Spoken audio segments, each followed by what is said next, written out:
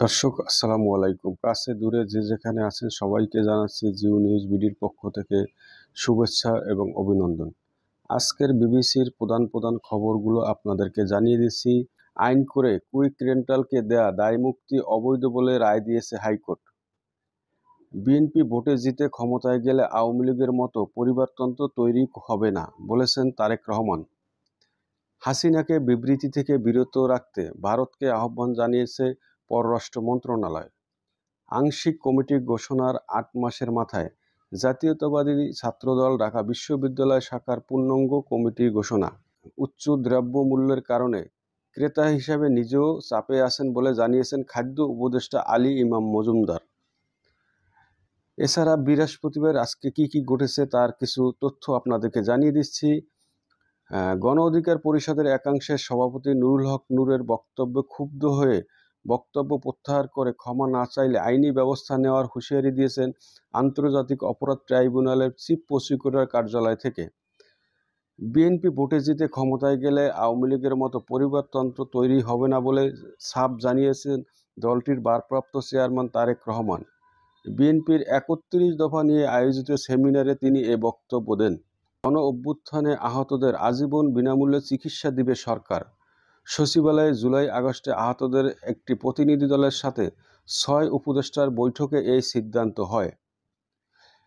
ভারতে বসে বাংলাদেশের সাবেক প্রধানমন্ত্রী শেখ হাসিনার ধারাবাহিকভাবে রাজনৈতিক বক্তব্য বিবৃতিতে দেশটির কাছে একাধিকবার তীব্র অসন্তোষ প্রকাশ করা হয়েছে জানিয়ে বাংলাদেশের পররাষ্ট্র মন্ত্রণালয়ের মুখপাত্র বলেছেন, তাকে বিরত রাখতে ভারতের প্রতি আহ্বান জানানো হয়েছে। আইন, বিচার ও সংসদ বিষয়ক উপদেষ্টা অধ্যাপক আসিফ নজরুলকে সুইজারল্যান্ডে হেনস্থার ঘটনায় জেনেভায় বাংলাদেশ মিশনের শ্রম কাউন্সিলের মোহাম্মদ কামরুল ইসলামকে স্ট্যান্ড রিলিজ করা হয়েছে। কুইক রেন্টাল সংক্রান্ত বিদ্যুৎ ও জ্বালানি দ্রুত সরবরাহ বৃদ্ধি বিশেষ বিধান আইন ২০১০-এর ৯ ধারায় দায়মুক্তি ও ক্রয় সংক্রান্ত ধারায় মন্ত্রীর একক সিদ্ধান্ত অবৈধ বলে রায় দিয়েছে হাইকোর্ট। এবার জানিয়ে দিচ্ছি বিস্তারিত। গণঅভ্যুত্থানে আহতদের আজীবন বিনামূল্যে চিকিৎসা দেবে সরকার। জুলাই আগস্ট গণঅভ্যুত্থানে আহতরা দেশের সরকারি হাসপাতালের থেকে আজীবন বিনামূল্যে চিকিৎসা নিতে পারবেন। বৃহস্পতিবার সচিবালয়ে গণঅভ্যুত্থান আহতদের সঙ্গে সরকারের ৬ জন উপদেষ্টার বৈঠকে আহতদের তালিকা করে প্রত্যেকে একটি ইউনিক আইডি কার্ড দেওয়া হবে। সেই কার্ড দেখিয়ে সরকারি হাসপাতালগুলোতে বিনামূল্যে চিকিৎসা সেবা পাবেন তারা। প্রধান উপদেষ্টার বিশেষ সহকারী সাইদুর রহমান বলেন, আগামী ৫ দিনের মধ্যে লিখিত রূপরেখা দেওয়া হবে। রূপরেখায় দেওয়া টাইমলাইন অনুযায়ী সেগুলো বাস্তবায়ন করা হবে। আগামী ডিসেম্বরের মধ্যে সব প্রক্রিয়া শেষ হয়ে যাবে। তিনি আরও বলেন, যারা আহত হয়েছেন তাদের জন্য একটি সাপোর্ট সেন্টার তৈরি করা হবে। আহতদের সকল অভিযোগ সেখানে আসবে এবং সেখান থেকে তার নিষ্পত্তি করা হবে। এর আগে বুধবার ঢাকা জাতীয় অর্থোপেডিক হাসপাতাল ও পুনর্বাসন প্রতিষ্ঠান, পঙ্গু হাসপাতাল এবং জাতীয় চক্ষু বিজ্ঞান ইনস্টিটিউট ও হাসপাতালে রোগী ভর্তি তাদের স্বজনরা দুপুর ১টা থেকে রাত ২:৩০ পর্যন্ত প্রায় ১৩ ঘন্টা হাসপাতাল থেকে বিছানাপত্র এনে সড়কে অবস্থান করেছিল। বিক্ষোভকারীদের কেউ স্বাস্থ্য উপদেষ্টা নূরজাহান বেগমের পদত্যাগের দাবিতে স্লোগানও দেন। তাদের অভিযোগ, সরকার থেকে আন্দোলনে আহত সবাইকে সুচিকিৎসার প্রতিশ্রুতি দেওয়া হলেও চিকিৎসা হচ্ছে না, ফলে তাদের মাঝে ক্ষোভ তৈরি হয়। তাদের অভিযোগ নিয়ে কথা বলতে তাদের একটি প্রতিনিধি দলের সঙ্গে বৃহস্পতিবার বৈঠকে বসেন সরকারের ৬ উপদেষ্টা। নূর ক্ষমা না চাইলে আইনি ব্যবস্থা নেবে চিফ প্রসিকিউটর কার্যালয় থেকে। গণ অধিকারের পরিষদের একাংশের সভাপতি নুরুল হক নূরের বক্তব্য ক্ষুব্ধ হয়ে বক্তব্য প্রত্যাহার করে ক্ষমা না চাইলে আইনি ব্যবস্থা নেওয়ার হুঁশিয়ারি দিয়েছেন আন্তর্জাতিক অপরাধ ট্রাইব্যুনালের চিফ প্রসিকিউটর কার্যালয়।